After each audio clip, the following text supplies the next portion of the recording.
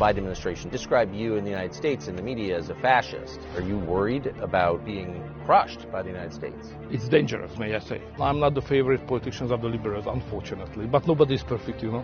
There are certain things which are more important than me, than my ego. Family, nation, God. Liberal originally meant freedom, but now in Europe, liberal means that you are enemy of the freedom. We are ally to the United States, and we are worse treated than the Russia. If you respect democracy, don't you let countries govern themselves? If you take a step back, the point of NATO is to provoke war with Russia. This is a bad strategy. We have to stop it. We cannot beat them. They will not kill their leader. They will never give it up. They will invest more. It's a joke. It's a very dangerous moment now. That's obvious to you. Not just for me, everybody on the street. The Third World War knocking on our door. You were just in an election. Did you consider at any point just indicting your challenger? Wouldn't that have been easier? To do what's going on now in your country, you know, to use the justice system against the political opponents. In Hungary, I think it's impossible to imagine. That was done by the communists. As the war in Ukraine completely reshuffles the world order and threatens to destroy human civilization, it's striking just how little information Americans are receiving about what happens there. The nation of Hungary shares a border with Ukraine. Its leader, Viktor Orbán, the nation's longest-serving prime minister, has been dealing with the Russians all of his life. He grew up under Russian occupation. As a young man, he was arrested and thrown into jail by Russian-backed police for his efforts to liberate the country. And as prime minister, he's dealt regularly with Vladimir Putin, whose nation supplies Hungary with most of its energy. Viktor Orbán understands Russia and Ukraine. So 2 years after we last spoke to him, we returned to Hungary to sit down with Prime Minister Viktor Orbán and ask him what exactly is happening in Ukraine right now. Here's what he said. So in the United States, the view is that Ukraine is winning this war. It doesn't sound like that's true. No, it's a lie. It's not just a misunderstanding. It's a lie. It's impossible. Everybody who's in politics and understand the logic, the figures, the data, no way. Why is it impossible? Because that way, the poor Ukrainians die every day. Yes. Hundreds and thousands, you know. So my heart is with them. So it's tragedy. It's tragedy for Ukraine. But they will run out earlier from the soldiers, number of soldiers, than the Russians. What finally will count is boots on the ground. And the Russians are far stronger, far numerous, more numerous There's more than of Ukrainians. Many more. So this strategy, what we are just supporting, is a bad engineering of the strategy. So if the Biden administration has said our goal is to beat Russia, is to effect regime changes to kill Putin and take him out of power.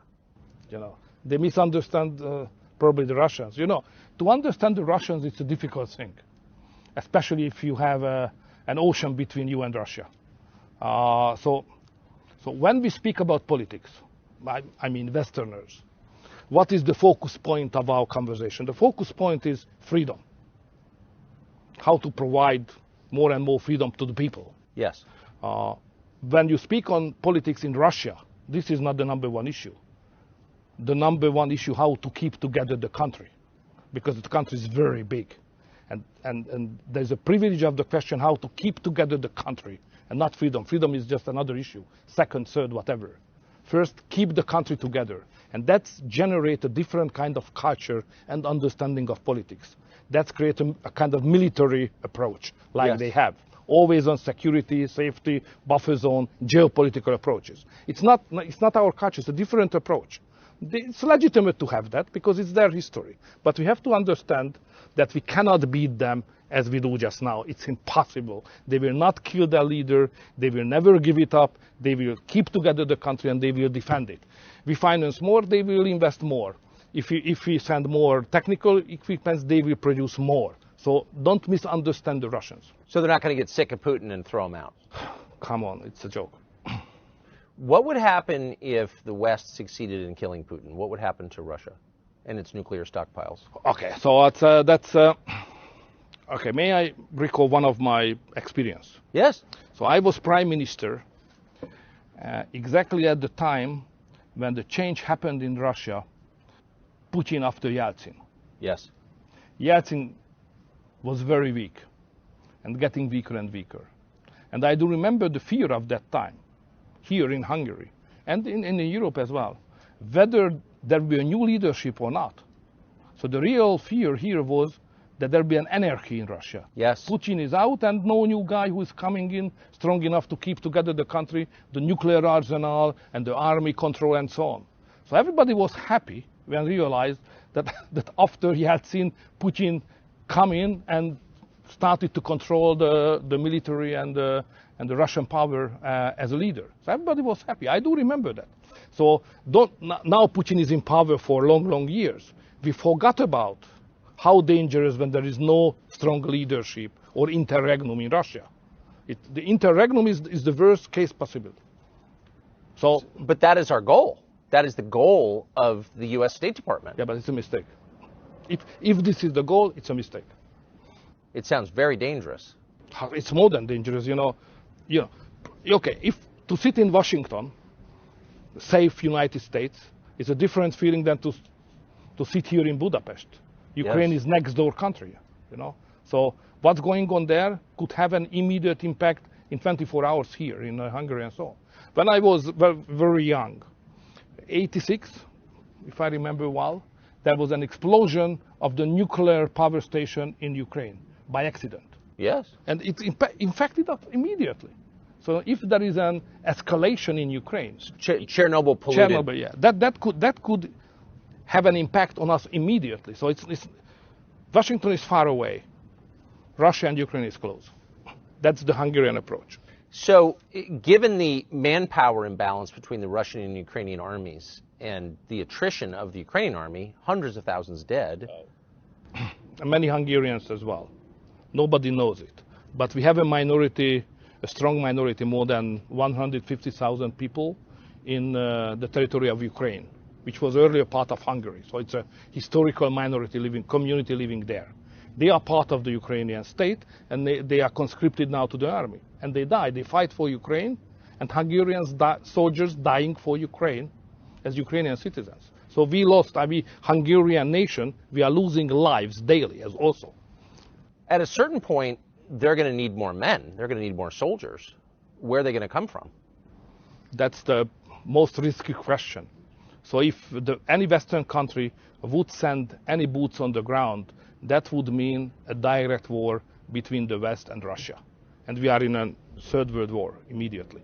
So it's a very dangerous moment now. That's obvious to you. Absolutely. Not for me. Everybody on the street. All the ordinary citizens are aware that we are living in a very dangerous moment. So the third world war couldn't knocking on our door. So we have to be very, very careful. And that's my message always to America as well at NATO summit. Be careful with that. And what kind of response do you get when you say that? You know, they are bigger, therefore they are more clever. So that's always the case. So they don't listen to you. We can say in that way also, yeah. I have to ask you about Nord Stream. So it seems very obvious that the Biden administration blew up Nord Stream, either directly or through proxies. I've never heard anyone dispute that, really. How is Western Europe, and Germany in particular, the biggest NATO member in Europe, not saying anything about this? It seemed, that just crushed the German economy. Why don't they say a word about it? So when it has happened, we commented it as a terrorist attack. Yes. It was rejected in Germany and in the West. It was not a terrorist attack. It was something, you know. So that's a kind of evidence of lack of sovereignty. But it's the job of the Germans. I would not like to criticize them. What we Hungarians did immediately, we made clear that there is another pipeline, not just Nordic Stream, but there is a Southern Stream, coming gas from Russia through the Southern Corridor. Turkey, Bulgaria, Serbia, Hungary. And together with the Serbian Prime Minister, President, we did very clear that if anybody would like to do the same thing with the Southern Corridor as it was done with the Northern one, we consider it as a reason for war or terrorist attack, and we will immediately react. So don't do that. Probably you can do it with the Germans, but you can't do that with this region. That was very much clear. Do you think people understand that? I think so. You were not speaking to the Russians when you said that. On that subject. Yes. It's a Hungarian issue, it's not a Russian issue. Right, but when you said to the world, don't commit an act of terror against this pipeline. You weren't speaking. It was not addressed to Moscow. No. No, it was not. Right. So if you were in charge of NATO, if you were, say, Joe Biden, what would your next move be in the war in Ukraine? What would you do? Peace immediately. Call back Trump. That's the only way out. Call back Trump. Call back Trump. Because you can criticize him for many reasons. I understand all the discussion, but the best foreign policy of the recent several decades belonged to him. He did not initiate any new war. Yes. He treated nicely the North Koreans and Russia, even the Chinese. He delivered a policy which was the best one for Middle East, Abraham Accords. Yes. So that was a very good foreign policy. He's criticized that he's not educated enough to understand the world. This is not the case. Facts count, and his foreign policy was the best one for the world in the last several decades I have seen. And if he would have been the president at the moment of the Russian invasion started, no, it would be not possible to do that by the Russians. So Trump is the man who can save the Western world and probably the human beings in the globe as well. That's my personal conviction. Can I ask you, just to skip around for 1 second, about the Russian invasion of Ukraine? Days before that invasion at the Munich Security Conference, the Vice President of the United States, Kamala Harris, said to Zelensky at a press briefing, we would like Ukraine to join NATO. Now, Ukraine joining NATO obviously cannot, is a... It's a long story. When the idea of membership of Ukraine, NATO, was raised, it was in the summit of NATO, Bucharest, 2007 or 8. Russia was not strong enough to stop it. So there was a real chance at that time to integrate the Ukrainians into NATO. But it was rejected. There was no agreement among the big Western countries to do so, so it was postponed. But after 2 or 3 years later, the Russians became stronger and stronger and stronger. And now they are even stronger. So we missed the historical opportunity to do so. And this window of opportunity is not open anymore. So we can't do that. So we can't afford to have that long borderline between Russia and Ukraine, who belongs to NATO. That would mean immediate war danger to all of us, even in Washington. So it's dangerous even for the United States. It's not just dangerous for the region, but even for you, for the family. Because it could provoke a nuclear So it's not a realistic proposal at this moment. So forget about it. We should say just the opposite. We should make a deal with the Russians on the new security architecture to provide security, sovereignty for Ukraine, but not membership in NATO. So why, and that I think your view is shared by many sober people who watch this, so why would the vice president say something like that at a moment when there were Russian troops massed on the Ukrainian border? It's difficult to follow the mindset of a big power like you are. So it's a different approach to everything than the approach of 10 million people of Hungary with the historical experience, knowing the Russians better than you know. You always think that you know better because of the Cold War, but it's not the case. They never occupied Washington. Yeah. You should ask us. How does it work? What is the way of thinking? What is the cultural context? So back to the piece, if you were in charge, or if Trump were to win in 2024, how would you approach that? What would it look like, the settlement? First, you should admit, probably publicly acknowledging, that the key is in your hand. So if United States would like to have a peace, next morning there is a peace. Because it's obvious that the Ukrainians, the poor Ukrainians on their own, they are not competitive in this war. So if there is no money and there is no equipment from the West and especially from the United States, the war is over. Yes. The solution is in your hand. Is in the hand of your president. The present one or the future one. But you will solve it. The United States can do it, nobody else.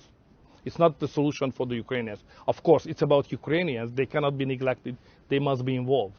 But the real factor is not Ukraine. The real factor is intention of the United States. Yes. So policymakers in the United States have been talking recently about taking Crimea, including the Russian port, away from the Russians. Is that a realistic goal, and what would happen if we tried? It's totally unrealistic. So, no way. That's not a wise. No. It's not wise. It's not realistic. It's out of question. Last night we stood here and you had fireworks over the city to celebrate the founding of the city, of this nation, St. Stephen's Day, and you had about 10% of your entire population standing outside cheering, and they all seem to be happy to be Hungarian. How do you get a country that's grateful to be Hungarian and identifies? You know, it's an ancient nation first. The country was established 1,100 years ago. So we are a historical nation, using the same language, no relatives, nobody speaks the same language around us. Germans and Slavic, no Hungarians. So therefore, to maintain the language, to maintain the culture for this country is a big achievement by itself. So we celebrated, even yesterday, that we did it for more than 1,000 years, that we are still Hungarians. And to be Hungarians we are very proud of it. We love the nation, we love the country, and we are proud of it. It's not very much mainstream thinking, political thinking of today Western societies, but in Hungary we are still very patriotic and Christian and committed to that values. Not in an ideological level, but on the streets every day. Do you think that's why you're so unpopular among the leadership in the United States and the West? I'm not the favorite politicians of the liberals, unfortunately, but nobody is perfect, you know. But why do you think that is? The country seems to be thriving. That's usually the measure we use. No, it's more about our civilization. I mean, the Western Christian civilization. Now, the main division line is not according to ideologies. It's deeper. It has an anthropological character. So on one side, in Europe and probably in your country, but in Europe definitely, there are groups of people who think that the most important thing of the world is their ego, themselves, me. This is the center of the world. The other camp of the people, the other part of the society thinks that it's not true, because there are certain things which are more important than me, than my ego. Family, nation, God. And because they are more important than me, I have to serve these higher level things. So this society has a majority here in Hungary. And the other society, which is concentrating only me, you know, only dealing with myself, it's more westernized, dominating factor of the political life. And the governments of the West, more belonging to the first group of the people. I belong to the second one, and Hungary belongs to the second one. Our constitution is concentrating on the we, you know, how we are linked together, family, nation, God, what is common, you know. So we, the Hungarian nation, that's how we speak on that.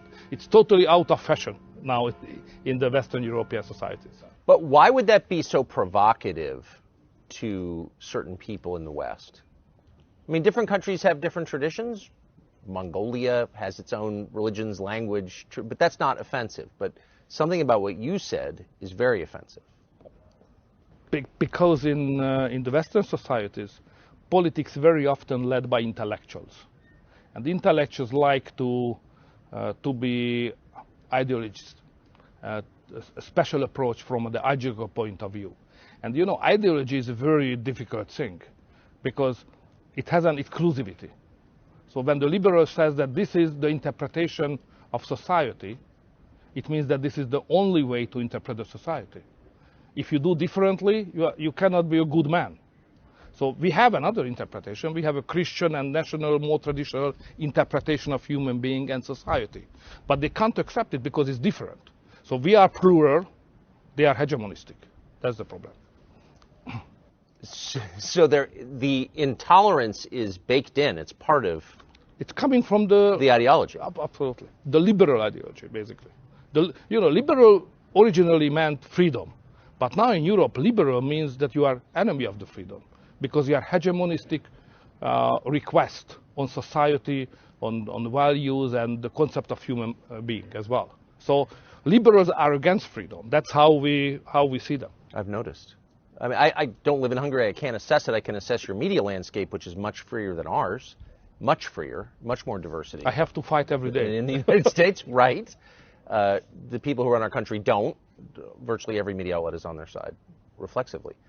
And yet they describe you in the United States in the media as a fascist. And the Biden administration seems to believe it, the State Department anyway. The U.S. is the biggest, most powerful country in the world. Are you worried about being crushed by the United States? It's dangerous, may I say.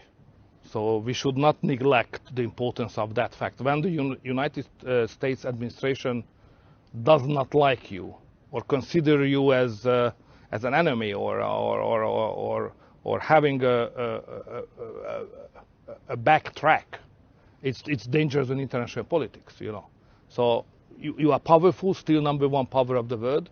So if you criticize somebody, we have to be very cautious how to deal with that.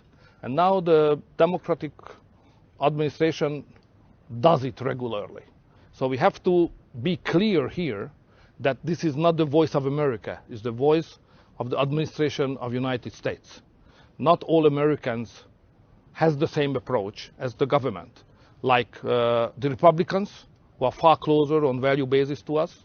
The previous president is friend of Hungary on the value basis, historically and, you know, wholeheartedly, so it's a real friend. So don't make a mistake to consider United States equal to the United States administration. Yes. And I think that difference is important because you have competition, a political system based on competition, and hopefully Trump will come back or Republicans will come back, and the relationship will be again very good. But now it's absurd. Can you imagine that United States government deleted the agreement between Hungary and the United States on double taxation, but they still have the agreement between Russia and United States. And that means that American citizens, for those who don't know what this is, American citizens who live and work in Hungary have to pay Hungarian taxes to your government, but also full federal taxes to the United States. But the attitude as such, we are a member of NATO, we are ally to the United States, and we are worse treated than the Russians, you know. What's that about? What is it about? It's what you just said. So what it might be helpful to say it out loud. Now, the Biden administration spent U.S. tax dollars to campaign against you in your last election. They didn't succeed. You won, you know, in a fair election. Big money. Big money. I don't think most Americans understand that their tax dollars went to defeat you in Hungary. Yeah, exactly. But that's not, I mean, if you respect democracy, don't you let countries govern themselves? It's definitely against all the principles we confess. Yes, it is. Are you worried about American control over Hungarian debt? Debt? Debt, yeah, debt. I mean, are you worried that the Biden administration could potentially hurt Hungary economically? No. 10 years ago, probably that could have been the case, but today we are strong enough. No. It's not easy. It's far easier to cooperate with the United States government. It's far nicer horizon to have a good relation. But even without that, we can stand and we can survive and we can grow. Even we can grow, not just finance, but we can grow. So in the American media, you have been dismissed as a puppet of Russia, a friend of Putin's. I want to put on the screen a picture of you being arrested by Soviet-backed police as a young man. This country was occupied by the Soviets, by the Russians for 40 years. So given that, are you a bootlicker of Putin? Are you a puppet of Putin? What's your view on Putin? When I have first time met him, come back as prime minister, we said very clearly, don't touch upon history, because the history between Russia and Hungary is rather sad. One of the main heroic attempts of the Hungarian nation to get freedom was launched against the Habsburgs in the middle of the 19th century, crushed by the army of the Tsar of Russia. They helped the Austrians because we were in the winning position. Yes. And the Russians were invited by the Habsburg, and they crushed the freedom fight here in Hungary. That's first. Then they occupied us in the Second World War. And then when we tried to get rid of their yoke, In 56, they crushed us again. So history is you know, if you ask anybody on the street that any Hungarian leader who is elected freely can be a puppet of Putin or the Russians, they say it's a joke, it's impossible. Because we are a sovereign country, and even to the Russians we deliver many times that we are sovereign. So I don't take seriously that kind of accusation. But of course, I try to have a rational relationship with the Russians, especially on economy and energy. And my personal point is that without involving the Russians into a security architecture of Europe, we cannot provide a safe life to the citizens of Europe. But now everything is going against it, unfortunately. Well, Russia is hardly integrated into the security architecture of Europe. All of NATO is against, I mean, NATO is at war with Russia. You know, what NATO does is rather strange. Because if you look at the official position of NATO as an institution, as an alliance, they're exactly saying what we said. So no involvement, and we should do as much as we can for peace. That's the official position of NATO. But at the same time, NATO says that member states of NATO should do their best to support the Ukrainians. You know, so we should clarify that what's going on, like United States foreign policy to support and finance the Ukrainians, it's not the policy of NATO, it's the policy of United States. That's a big difference. But I mean, NATO countries now border over 1,500 miles of Russia. So it seems like the point, if you take a step back, the point of NATO is to provoke a war with Russia.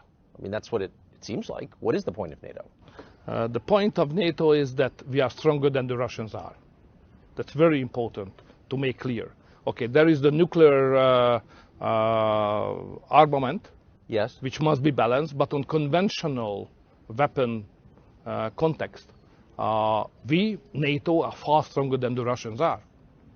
The Russians are not strong enough even to beat the Ukrainians just now. You know? Yes. So therefore, if somebody is belonging to NATO, member of NATO, it's obvious that we are in a secure position. Russia is not able to threat our security. It's out of question because we are so strong. That's the number one point. The second is that some leaders of NATO, some member state leaders like your president, they had a strategy to crush the Russians somehow, and the strategy was that the Ukrainian soldiers will fight, and some member states of NATO will finance this fight by money and by military technical equipment. And this is the way how militarily we can beat the Russians. We Hungarians said very clear at the very first point, this strategy will never work. So this is a bad strategy. And now we have 1.5 years of the war, and it's obvious that this is a bad strategy. We have to stop it. We need a new strategy, or we should run as soon as we can for peace. Let's ask you one last question about Trump, since you brought him up a couple of times. You were just in an election that I know your staff was worried you might lose. There was an open question. You won pretty sizably, but it was a real election. Oh, it was. Did you consider at any point just indicting your challenger on fake documents charges and trying to throw him in jail? Wouldn't that have been easier? You mean against me? Yeah. Okay, we have some bad chapters of our history, but that kind of civilian war, cold civilian war, was not part of our culture.